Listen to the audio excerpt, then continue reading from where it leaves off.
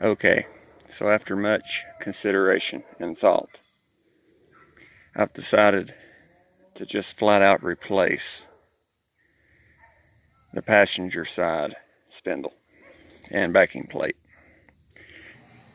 Before I put it together, I'll show you what I did on this hub. I took 3 and made one, plus new shoes, new wheel cylinders, new brake line.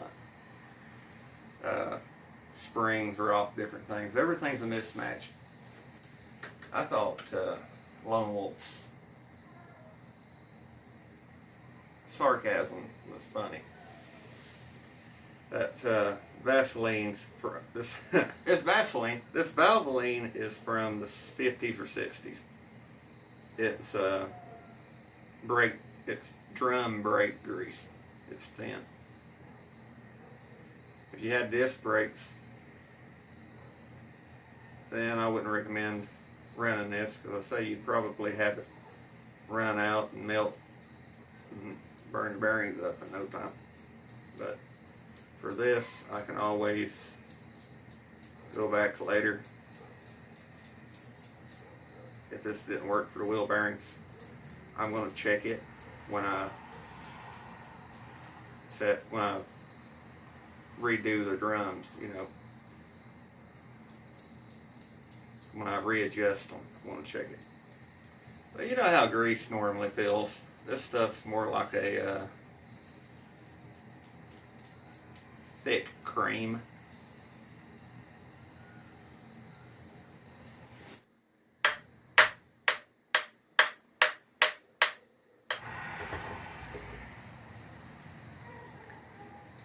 That part's on.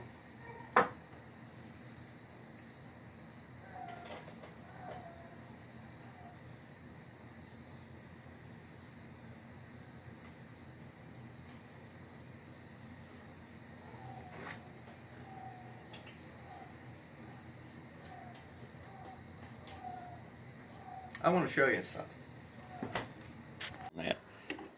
But you don't leave the nut tight. You tighten it up.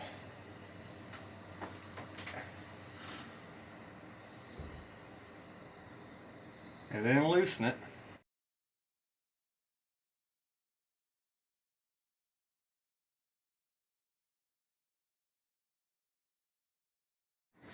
You reach in your wall in your shed and you get a nail.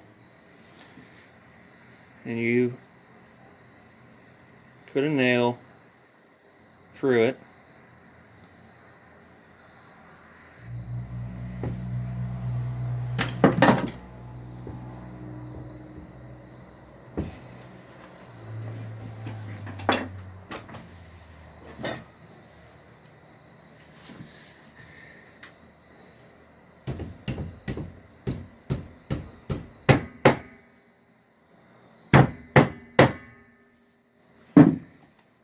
You bend it over and you flatten it.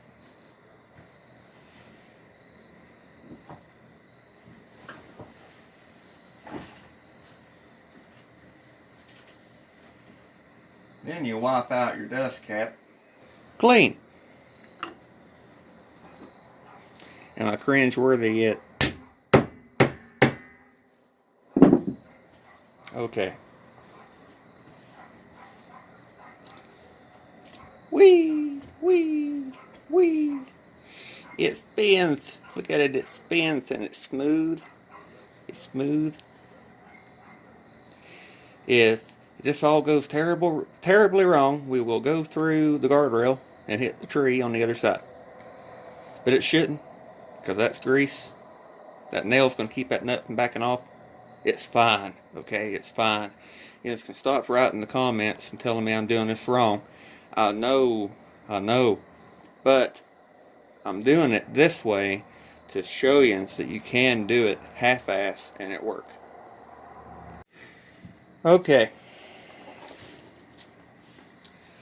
Now earlier in the video I mentioned that I went to the junkyard and got bought, well, technically he gave them to me. And for him to give them to me, that means something. 'Cause he don't give shit away. wire brush the drum, and believe it or not, that's in better shape than the other one. Smooth wise and rest wise, this is a better drum. It's thinner because it had more miles on it. I took a die grinder and went around the inside of this just a little bit. In case I had to take it back apart, I could.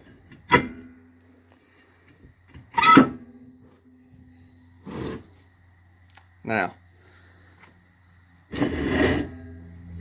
well, that just sounds great, don't it?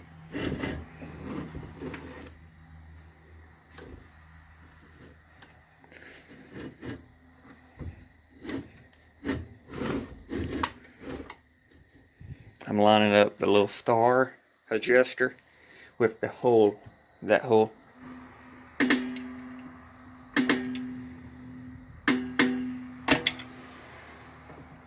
It's locked down tighter than Dick's hat band now. The reason I did that, I'm trying to center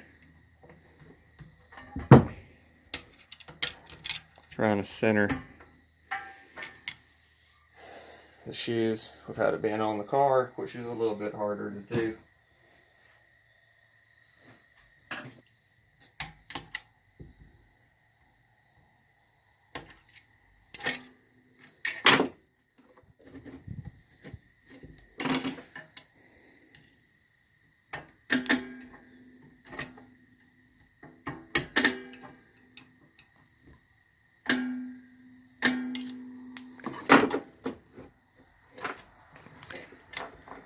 Okay, reaching around the camera to show you, this is a pain. Okay, they're both ready to put on.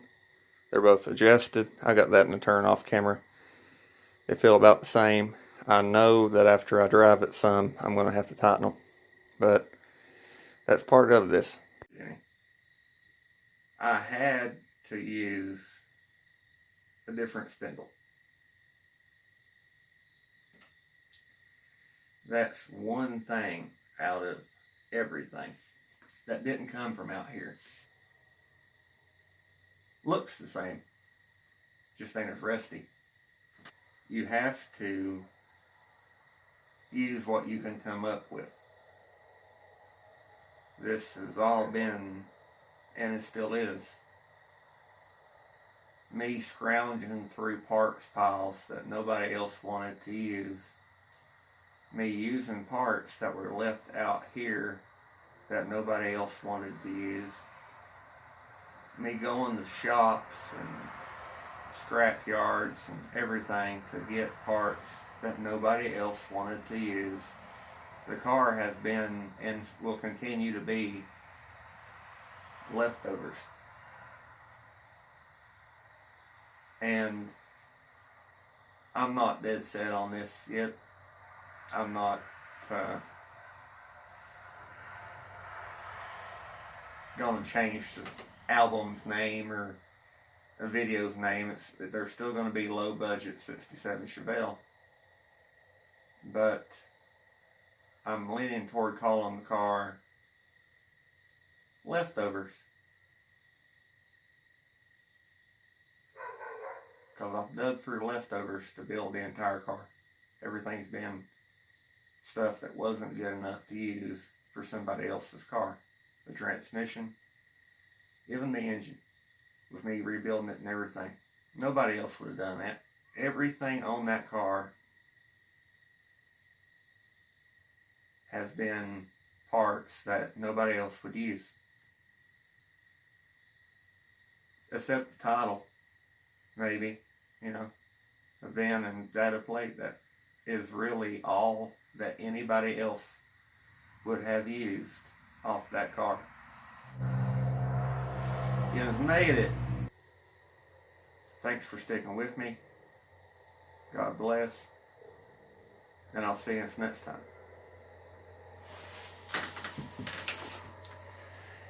And I plan on putting the suspension together in the next one.